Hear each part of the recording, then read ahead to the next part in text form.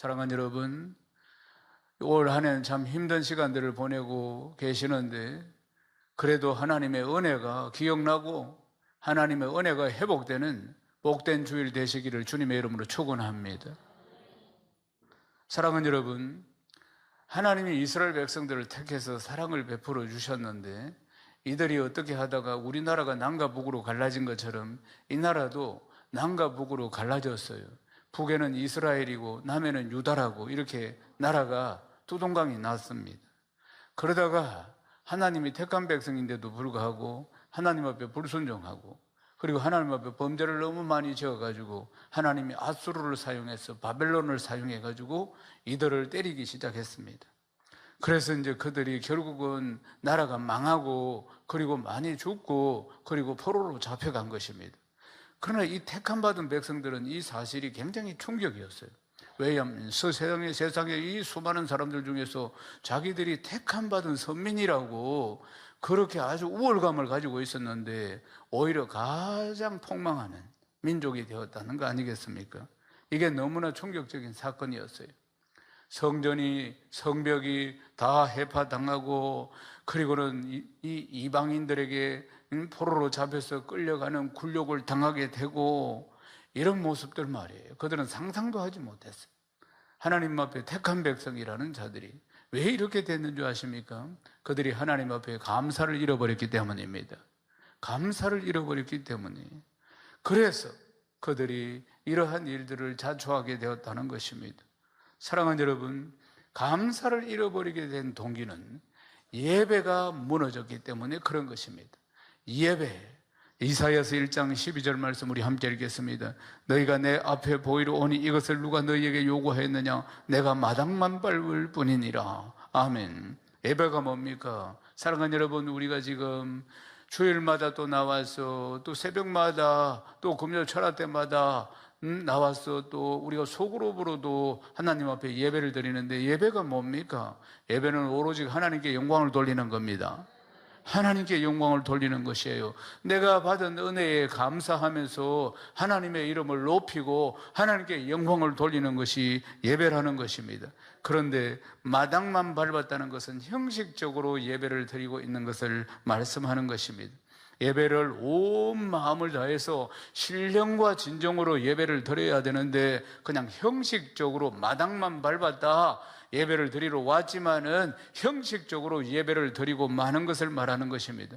우리는 지난 주일날 총출석 예배 주일을 드렸습니다. 왜 우리가 주의 전에 나와서 예배를 드려야 합니까? 예배가 형식적이거나 예배가 하나의 어떤 행위가 되어서는 안 된다 그 말입니다.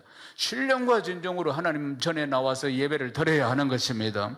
그래서 하나님 베풀어 주신 놀라운 은혜에 감사하며 온 마음을 다해서 하나님 앞에 예배를 드려야 하는 것입니다.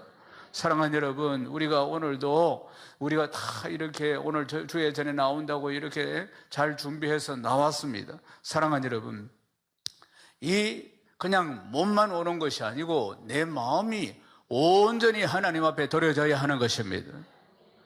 이들이 예배가 형식적으로 가고 그 다음 따라가는 게 뭐냐면 하나님 앞에 예물을 드리는 것도 형식적으로 갔다는 것입니다. 사랑하는 여러분, 하나님 앞에 온 정성과 온 마음을 다해서 예물을 드려야 하는데 그들은 이것도 형식적으로 그냥 하나님 앞에 드렸다는 것이에요. 이사야 1장 11절 말씀 읽겠습니다. 여호와께서 말씀하시되 너희의 무수한 재물이 내게 무엇이 유익하뇨? 나는 순양의 범죄와 살찐 짐승의 기름에 배불렀고 나는 수송아지나 어린 양이나 순염소의 피를 기뻐하지 아니하노라. 아멘. 예물 드리는 것도 형식적으로 드렸으니까 하나님이 기뻐하시지 않는다는 것입니다. 사랑하는 여러분, 그러니까 예배도 형식적이고 그리고 예물 드리는 것도 형식적이었다는 사실이에요. 그러니까 감사와 그리고 참 하나님 앞에 감격이 들어있지 않는 그저 형식적인 예배입니다. 여러분 정신을 차려야 합니다. 신앙생활을 오래 할수록 이렇게 될 수 있습니다. 저는 모태신앙이나 그런 것을 많이 경험하고 보고 컸습니다. 처음에 예수를 믿어서 구원받은 감격 속에서는 1, 2, 3년은 막 한 날마다 눈물의 바다가 되는데 예배 드림이 감격이었어요. 목사님이 전하는 말씀도 또 펼쳐서 읽어보는 말씀도 무슨 뜻인지도 잘 이해가 되지 않지만은 그저 내가 구원받아서 하나님의 자녀가 되었다는 것 자체가 그저 그냥 은혜요 눈물이었어요. 그런데 시간이 좀 지나면은 이게 형식적으로 바뀐다 그 말입니다. 감격이 없고 그리고 또 크게 은혜가 없고 그러면서도 왔다 갔다 안 올 수는 없고 그러니까 왔다 갔다 하나님 살아계신 건 알겠고 그런데 은혜는 없고 감사도 별로 없고 그게 형식적으로 가는 예배입니다. 그 예배는 하나님이 안 받습니다. 이걸 기억해야 합니다. 여기 왔다고 예배가 받아지는 게 아니다. 예배가 일납되지 않았을 때 일어나는 일들을 생각해야 되는 것입니다. 제가 어릴 적에는 저는 모태로부터 예수를 믿었는데 대대로 예수 믿는 집안에서 제가 어릴 적에 초등학교 때 또 유치원 때 그때는 이제 헌금을 드리는데 그때는 이런 자리가 지폐가 있었습니다. 우리 한국에도 지금 달러는 이런 달러가 지폐가 있잖아요. 우리가 자랄 때는 1원이 지폐가 있었어요. 그리고 제가 자랄 때는 이 돈이 굉장히 지저분했습니다. 왜냐하면은 아무래도 이제 화폐가 지저분해지면 다시 새 화폐가 나오고 이렇게 해야 되는데 나라 경제가 약하다 보니까 그렇게 잘 못하는 거예요. 그래서 돈이 굉장히 지저분한 거예요. 또 사람들이 돈을 갖다 지갑에 탁탁탁 넣고 이렇게 잘 관리를 할 수 있는 형편이 못 되는 거죠. 그러니까 이런 자리는 지폐는 진짜 아주 험악한 거예요. 그러면 토요일 되면은 제 어머니가 어떻게 하느냐. 제가 유치부를 다닐 때부터도 항상 이런 자리 동전을 걷다는 숯불 다리미가 있습니다. 전기 다리미가 없고 숯불을 넣어서 다리는 다리미로 어머니가 풀을 먹여가지고 다 이런 자리 지폐를 다려줍니다. 1학년, 2학년, 3학년까지는 1원이었고 4학년부터는 2원이었어요. 4학년, 5학년, 6학년. 그래 중학교 가서는 10원이었고 그렇게 지폐를 다 다려서 어린이 찬송가안에 딱 넣어주시고 그리고 토요일이 되면 목욕을 시킵니다. 옛날엔 재래식이에요. 부엌이. 목욕탕 없습니다. 주로 동네 아이들은 언제 1년에 2번 목욕을 합니다. 추석 앞에 그리고 또 설 앞에. 우리는 목욕하는 게 행사고 그날은 우리 비명 소리가 얼마나 많이 나는지 모릅니다. 아주 때가 까마귀처럼 끼어 있었으니까. 그러니까 사람들이 그런 형편이 안 되는 것입니다. 아이들 잘 시켜서 하고 다 먹고 살기 바쁘고 힘들고 아이들은 동네방네 뛰어다니고 흙하고 같이 노니까 지금처럼 노는 게 아니고 땐지 흙인지 한자 태산처럼 어쩌세요. 이게 벗겨져야지 설 앞에 추석 앞에 그러니까 이렇게 떼면 따가워가 등을 찰싹찰싹 때리면서 이렇게 제 어머니는 토요일마다 목욕을 시켜줬습니다. 그럼 복잡합니다. 재래식 부엌에서 물 데워가지고 그리고는 밖에서로 다라이에 부어서 다 해서 주일날 예배를 어떻게 드려야 하는지 무언의 가르치는 거예요. 다 토요일마다 목욕하는 동네 하나밖에 없습니다. 그리고는 주일날 아침이 됩니다. 아침 9시가 예배입니다. 제 아버님은 주일학교 부장을 하셨어요. 주일학교 부장을 하셨으니까 적어도 교회를 8시 한 20분 그 정도까지 가셔야 되는 거예요. 아침에 짧게 교사 모임을 하고 9시에 예배에 들어가니까. 그래서 저는 빨리 가는 거예요. 아버지 손잡고 빨리 가는 거예요.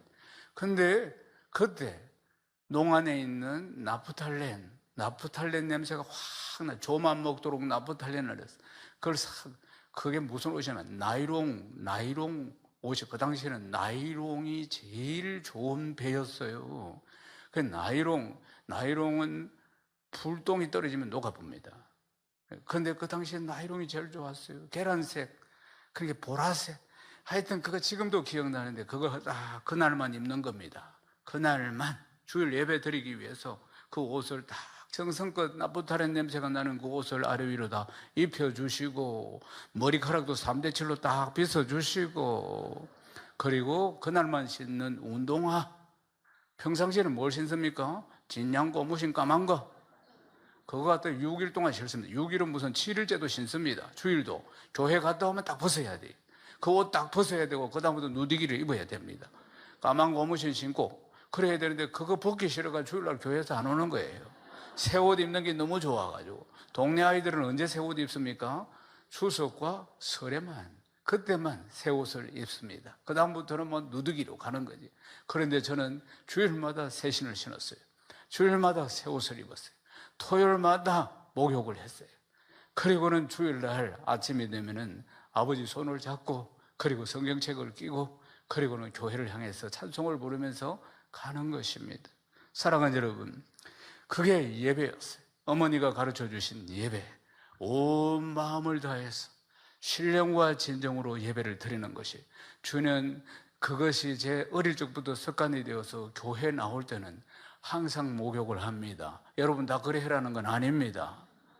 저는 그것이 어릴 적부터 습관이 되어서 무조건 샤워를 합니다. 다 이전에 목욕탕이 없을 때도 주일날 교회를 나오려면은 온 몸을 깨끗하게, 마음도 깨끗하게, 그리고는 가장 깨끗한 집회, 이런 부분들을 준비해서, 그건 어머니로부터 어릴 적부터 가르쳐 주신 예배드리는 습관인 것입니다. 왜 그렇습니까? 신령과 진정과 정성을 들여서 예배를 드려야 되기 때문입니다. 아멘이십니까? 저는 어릴 적에 부전역, 그러니까 부전시장 옆에 자랐어요. 부전시장, 재래시장 중에서는 그래도 큰 시장이 부전시장이에요. 부전시장은 그러니까 기차로는 동해남부선을 타고 어물이라든지 뭐 기장미역이라든지 이런 것들이 동해남부선을 타고 부전역에 내려고 하차를 하고, 그 다음에 트럭으로라든지 우마차로 해서 그 시장으로 새벽이 되면은 새로운 것들이, 추수를 한 것들이 여러 종류들이 부전시장으로 싹 다 들어옵니다. 그 당시에 가장 큰, 그래서 동해남부선 쪽에 있는 사람들은 장보러 전부 다 부전시장으로 다 옵니다. 부전역으로 내려가지고, 그러니까 뭐 송정, 기장, 원래, 울산까지, 심지어는 그쪽에 사는 사람들은 그 열차를 타고 다 와서 시장을 보고 다 올라가고, 부산 시내 사는 사람들도 역시 마찬가지지만, 저는 어릴 적부터 한 10년 정도를 아침 일찍 우유 배달을 했습니다. 우유 배달을 하니까 시장에, 아침 시장을 아침에 제일 먼저 물건이 들어오면은 그 다음 도매상 하는 사람들이 옵니다. 그래, 도매상 하는 사람들이 이제 경매를 받든지 지로 바로 이제 오는 걸 사서 이제 가게 되는 것이에요. 그러니까 그 전에 제가 우유 배달을 하는 것입니다. 이 사람들 새벽 시장을 다 열었기 때문에 그때 이제 우유를 마시는 거예요. 그 당시에 우유를 마시는 것은 그래도 괜찮은 사람들입니다. 형편이 괜찮은 사람들이에요. 그러니까 부전시장에 있는 분들한테 제가 우유 배달을 하는 겁니다. 어릴 적부터. 그러면은 제가 본 희한한 광경은 뭐냐면, 저는 모태로부터 예수를 믿었기 때문에 제사를 지내본 적이 없습니다. 그리고 또 제사상을 본 적도 별로 없습니다. 먼 발치에서 동네 사람들 제사 지내는 걸 보기는 했지만은, 그렇지만 제가 가까이 가서 본 적은 없습니다. 그런데 제사를 지내는데 막 향을 피우고 절을 하고 막 이렇게 하는 거, 그건 먼 발치에서 봤죠. 그런데 새벽 일찍 도매상보다도 더 빨리 오는 사람이 있었습니다. 여러 대 있었는데 그 사람들이 누구냐면은 제사상 올릴 물건 찾는 사람이었습니다. 그들은요, 그 중에서 동해남부선을 타고 내려온 물건 중에서 가장 좋은 사과, 가장 좋은 배, 가장 좋은 명태, 가장 좋은 쌀, 이런 걸 찾는 거예요. 제일 먼저 그것을 구해가지고, 그러면 그건 한두 개씩 이런 식으로는 안 파는 거예요. 그러면은 좀 프리미엄을 주서라도 이 사람들이 가장 좋은 것들을 찾아서 그렇게 사가는 모습을 저는 매일 봐줘요. 매일 누구보다도 빨리 와서 물건을 사는 이 사람들. 그래서 제가 어릴 적에 궁금해서 누구냐고 물어보니까 제사 지내는 사람들이라고 그래 이야기하는 거예요. 그래서 저는 저 제사를 지내는 사람들도 절의 정성을 다하네, 그러면서 참으로 헛된 일이다, 어릴 적부터 그런 생각을 했어요. 그렇지만은 제사 지내는 사람들이 저렇게 정성을 다하는구나. 그렇게 해서 막 흠도 없는, 흠 있으면 돌려주고, 다시 사과도 막 진짜 제일 좋은 거, 수박도 진짜 제일 좋은 거, 참뭐 진짜 제일 좋은 거, 이 사람들이 하는 말이 전부 다 진짜 제일 좋은 것만 주세요, 이 말만 한다 그 말이에요. 배도 진짜 좋은 거, 이런 걸 골라가지고 제사를 드리는 모습 보고 한편으로는 감동을 받았어요. 제가 뭐라고 우상한테 저렇게 제사를 지내는 걸 갖다가 저렇게 정성을 다하나, 한편으로는 또 어릴 적에 참 어리석다, 이런 생각을 하기도 했다는 것입니다. 사랑하는 여러분, 그 우상보다 하나님 못합니까? 우리가 하나님 앞에 어떻게, 예배가 제사입니다. 하나님 앞에 예배를 어떻게 드려야겠습니까? 처음에 감격을 지금은 어떻게 유지를 하고 있습니까? 처음에 그 마음 졸이며 예배 드리던 자세를 어떻게 유지하고 있습니까?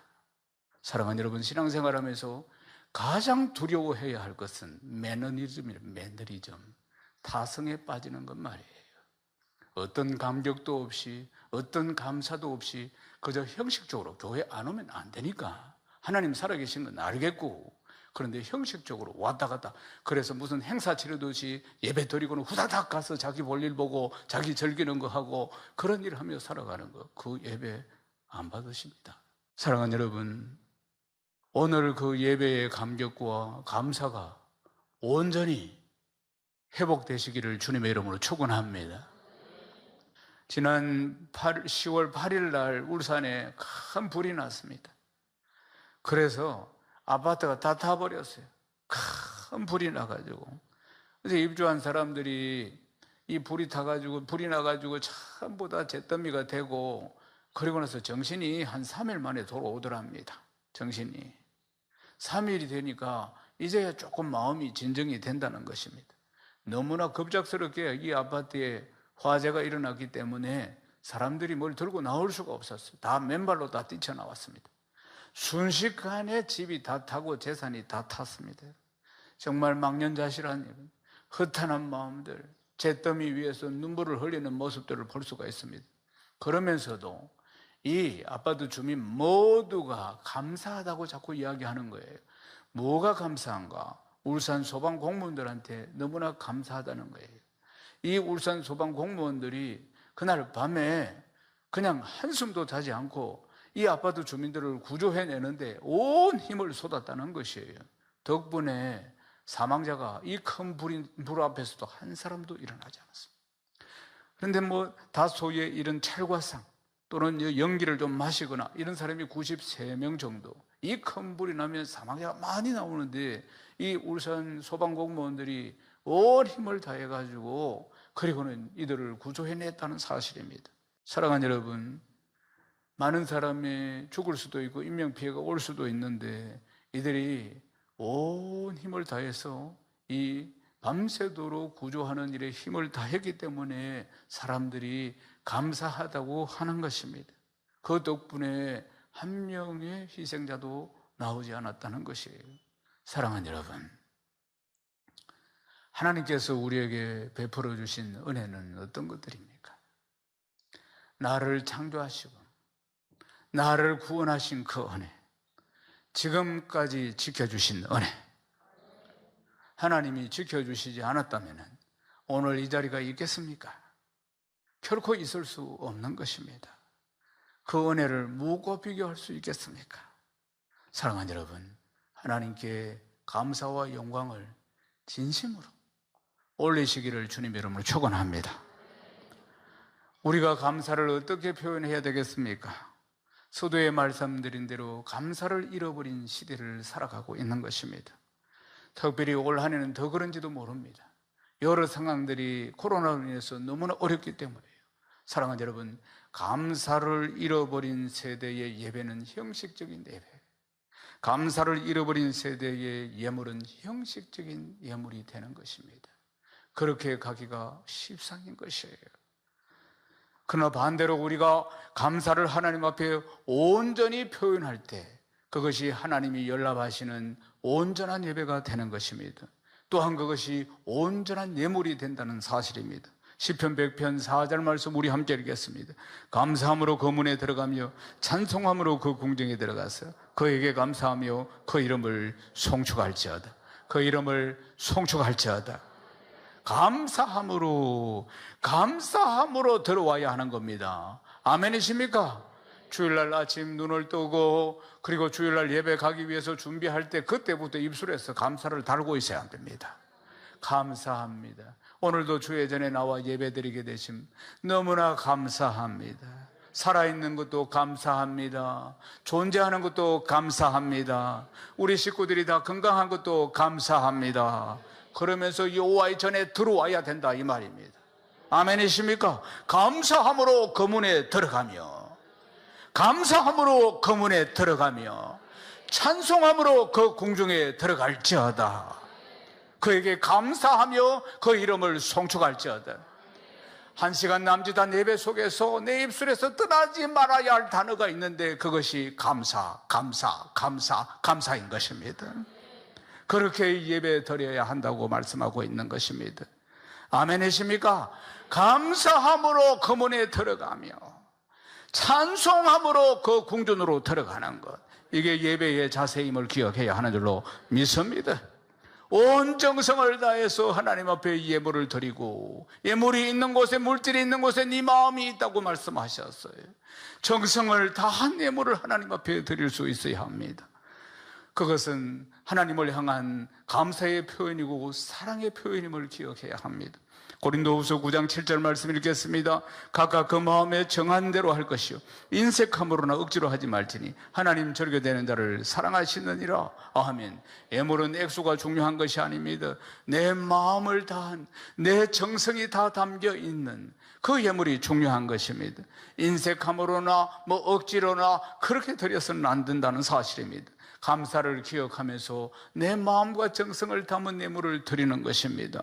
사랑하는 여러분, 이스라엘 민족들이 감사를 잃어버린 민족이 되어서 그 고난을 당하게 된 것 아니겠습니까? 사랑하는 여러분, 때가 되어서 하나님이 또 그들을 회복시켜 주셔서 이스라엘로 다시 돌아오게 하셨습니다. 뭐가 회복이 되는 겁니까? 예배가 회복되는 것이고 감사가 회복되는 것입니다.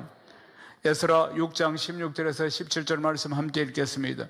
이스라엘 자손과 제사장들과 레위 사람들과 기타 사로잡혔던 자의 자손이 절거히 하나님의 성전 봉헌식을 행하니 하나님의 성전 봉헌식을 행할 때에 수소 100마리와 순용 200마리와 어린 양 400마리를 드리고 또 이스라엘 지파의 수를 따라 순염소 12마리와 이스라엘 전체를 위하여 속죄제를 드리고, 아멘.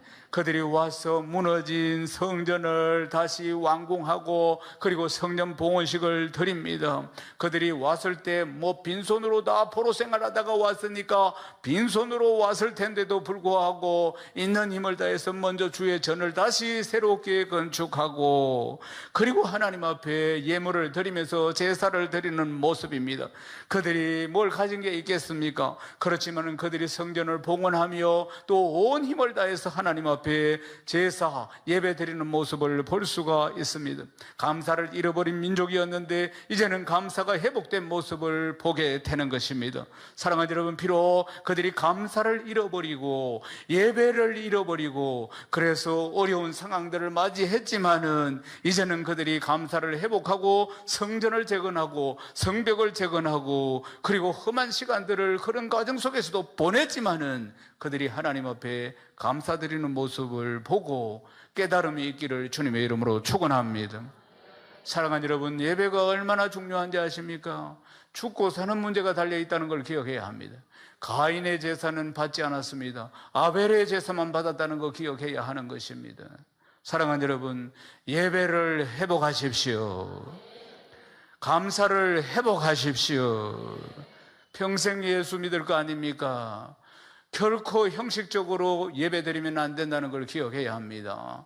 늘 감격 속에서 오늘 출발할 때부터 감사로 예배를 드리는 것, 찬양하며 예배 드리는 것, 사랑하는 여러분, 그럴 때 역사가 일어날 줄 믿습니다. 하나님이 예배를 받으셔야 한단 말이에요. 하나님이 제사를 받으셔야 한다는 것입니다. 인생이 걸려있는 문제임을 기억해야 하는 것입니다. 내 인생 전부가 걸려있는 이 예배 한 번에 걸려있다는 걸 기억해야 하는 것입니다. 사랑하는 여러분, 이제 말씀을 마치고자 합니다. 하나님의 은혜를 기억해야 합니다. 베풀어 주신 은혜를 하나둘 다 헤아려 보셔야 합니다. 그리고 내 진심을 담은 예물을 하나님 앞에 드릴 수 있어야 하는 것입니다. 시편 100편 5절 오늘 마지막 말씀 함께 읽겠습니다. 여호와는 선하시니 그 인자심이 영원하고 그 성실하심이 대대에 이르리로다. 아멘. 여호와는 선하시니 그 인자하심이 영원하고 그 성실하심이 대대에 이르리로다. 이 말씀이 오늘 예배드리는 모든 지체들에게 임한 줄로 믿습니다. 선하신 하나님, 인자하신 하나님이 그 은혜에 감사하는 성도에게 영원히 베풀어 주시겠다고 약속하고 계시는 것입니다. 감사함으로 예배드리고 감사함으로 주님께 즐거이 예물을 드리고 그 은혜의 복을 영원히 오늘 시편 100편 5절 이 말씀처럼 받아 누리는 복된 성도 되시기를 주님의 이름으로 축원합니다.